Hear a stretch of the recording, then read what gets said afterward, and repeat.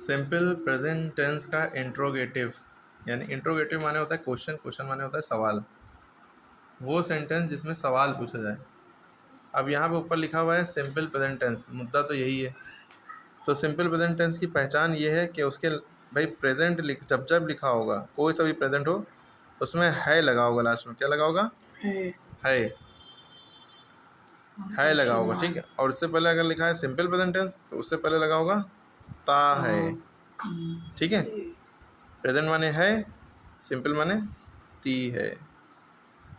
Present माने है, simple माने ते है, ठीक है। अच्छा, सिंपल प्रेजेंट टेंस का दूसरा नाम क्या होता है? Present present indefinite, present indefinite, definite, ठीक है। देख लो, सिंपल प्रेजेंट टेंस का दूसरा नाम प्रेजेंट इनडेफिनिट, इसका हम इंट्रोगेटिव बता रहे हैं, पॉजिटिव निगेटिव हो चुका है, ठीक है। इसकी पहचान हमने ये बता दी। और एक ख़ास पहचान ये है इंट्रोगेटिव की, सिंपल प्रेजेंट टेंस के तो पहचान गया भाई जिसके लास्ट में ही लगा है। उससे पहले पूछ रहे हैं कि उसका इंट्रोगेटिव है तो इसमें क्या लिखा होगा, शुरू में क्या लिखा होगा, क्या क्या लिखा होगा, बीच में कुछ भी होगा और ता है ती है ते है, ठीक। और आखिरी में क्वेश्चन मार्क ज़रूर लगा होगा, हिलाओ नहीं। क्या वो पढ़ता है, क्या वो हंसता है, क्या वो खेलता है, क्या वो रोता है, क्या वो लिखता है, क्या कुछ भी, क्या से शुरुआत होगी, किससे शुरुआत होगी, क्या। इस क्या की इंग्लिश वॉट ना समझिएगा, सीधे बोलो, इस क्या की इंग्लिश वॉट ना समझिएगा।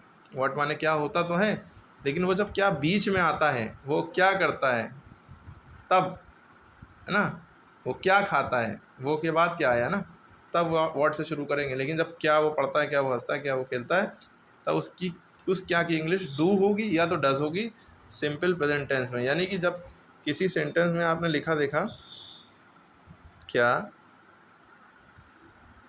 वो पढ़ता है, क्या वो पढ़ता है, आखिरी में क्वेश्चन मार्क लगा है। क्वेश्चन मार्क को देख के आप समझ गए ये इंट्रोगेटिव का है। उससे पहले हम आए, उसमें देखा है से हम पहचाने ये प्रेजेंट टेंस का है। उससे पहले हम आए ता है तो पहचान लिए सिंपल प्रेजेंट टेंस का है, ठीक। इंट्रोगेटिव है किसका, सिंपल प्रेजेंट टेंस का, ठीक है। और ये भी क्या से भी पहचान गए कि इंट्रोगेटिव है। अब इसकी इंग्लिश कैसे बदलें, तो आपको एक बात रटी होना चाहिए, जब पहला वर्ड क्या होगा तो उसकी इंग्लिश व्हाट नहीं लिखेंगे। पहला वर्ड क्या होगा, क्या वो पढ़ता, क्या वो खेलता है, क्या से शुरुआत है तो व्हाट तो लिखेंगे ही नहीं। इसका रूल जो होता है वो याद रखेंगे। रूल जो होता है भाई सिंपल प्रेजेंट टेंस का, उसमें सबसे पहले जो आता है इंट्रोगेटिव के लिए या तो डू आएगा या तो डज आएगा। उसके बाद आएगा सब्जेक्ट, यानी कि जो काम करता है उसको सब्जेक्ट कहते हैं। तो यहाँ पे कौन काम कर रहा है, वो, तो ये सब्जेक्ट है, इसके अकॉर्डिंग या तो डू लगेगा डज। अब वो सिंगलर है, सिंगलर के साथ डज लगता है, ठीक है।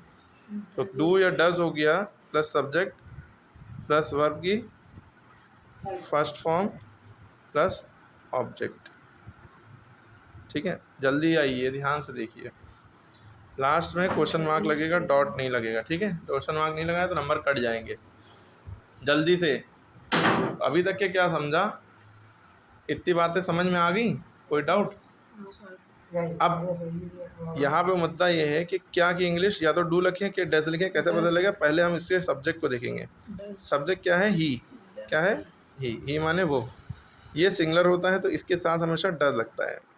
इसको देख के हम ये लगाएंगे, डज ही पढ़ता है, पढ़ता हुआ इंग्लिश में कहते हैं रीड, आखिरी में question mark. Does he read, वो अखबार पढ़ता है, डज ही रीड न्यूज़पेपर। वो इंग्लिश पढ़ता है, डज ही स्टडी इंग्लिश। वो हिंदी पढ़ता है, does he study English. Subject के साथ रीड नहीं लगता, स्टडी लगता है, क्लियर है। लेकिन कुछ और नॉवेल है, उपन्यास है, तो डज ही रीड नॉवेल, ठीक है। इतनी बात क्लियर हो गई। अब क्या तुम गाना गाते हो, गाना गाते हो। अब देखिए क्वेश्चन मार्क लगा है, ताती है हो से पहचानते हैं प्रेजेंट टेंस। उससे पहले तातीते लगा है तो सिंपल प्रेजेंट टेंस, और क्या लगा है तो सिंपल प्रेजेंट टेंस का इंट्रोगेटिव, ये भी पहचान गए। तो इंट्रोगेटिव का रूल क्या होता है, क्या कि इंग्लिश डू या डज होगी, व्हाट नहीं होगी, ये भी पता है, ठीक है। जब क्या से शुरू होगा, यस और नो वाला क्वेश्चन जो होता है। तो हम पहले देखेंगे सब्जेक्ट क्या है, तुम को हमने लिखा यू, यू के साथ डू लगता है, डू यू डू या डज में से एक चीज़ लगी, डू लग गया, सब्जेक्ट हो गया, वर्ब क्या है, गाते हो, गाने को कहते हैं सिंग, डू यू सिंग, क्या गाते हो, गाना, सॉन्ग, आखिरी में क्वेश्चन मार्क लग गया। अब मुद्दा ये है यहाँ पे, क्या तुम गाना गाते हो, do you sing song, sing a song भी लिख सकते हैं, है ना। अब यहाँ मुद्दा है, कुछ लोग कन्फ्यूज होंगे डू कब लगेगा, डज कब लगेगा, तो याद रखिए ही, शी, इट, या कोई सिंगलर किसी का नाम, राम या शाम, या बॉय, कोई एक लड़का हो, आ बॉय, आ गर्ल, ये सब सिंगलर हैं, इनके साथ डज लगता है, क्या लगता है, डज। अब जितने भी प्लूरल होते हैं उनके साथ, और आई, वी, यू, दे, मैं, तुम, मैं, हम, तुम, वे, ये प्लूरल कहलाते हैं। और या कोई भी प्लूरल हो, जैसे बॉयज़ है, गर्ल्स है, फादर एंड मदर है, दो या दो से ज़्यादा लोग हैं, तो उनके साथ डू लगेगा, ठीक है।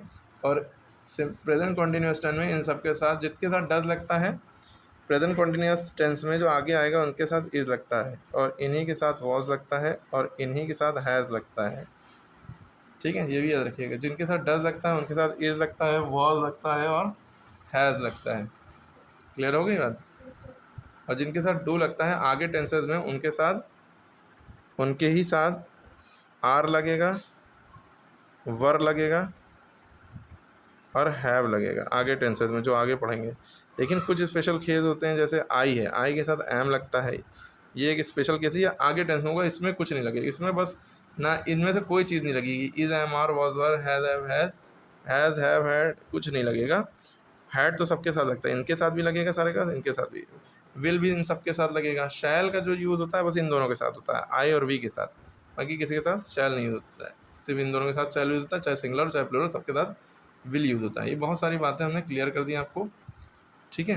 लेकिन ये आगे टेंशन पढ़ेंगे, अभी सिर्फ कंफ्यूज नहीं होना है, अभी आपको फोकस सिर्फ इन दो वर्ड पे होना चाहिए, डू या डस, बाकी किसी पे फोकस नहीं, ठीक है। क्या हम क्रिकेट खेलते हैं, लिखा है जैसे, क्या हम क्रिकेट खेलते हैं। अब देखिए क्या की इंग्लिश क्या होगी, हमने क्या बताया, डू होगी कि डज होगी। देखिए हमने क्या, सब्जेक्ट देखो, सब्जेक्ट क्या है, कौन क्रिकेट खेलता है, हम क्यों क्या कहते हैं, वी क्या होता है, प्लूरल, प्लूरल के साथ लगता है डू, तो पहले हमने वी लिखा, उससे पहले डू लिखा है, डू वी।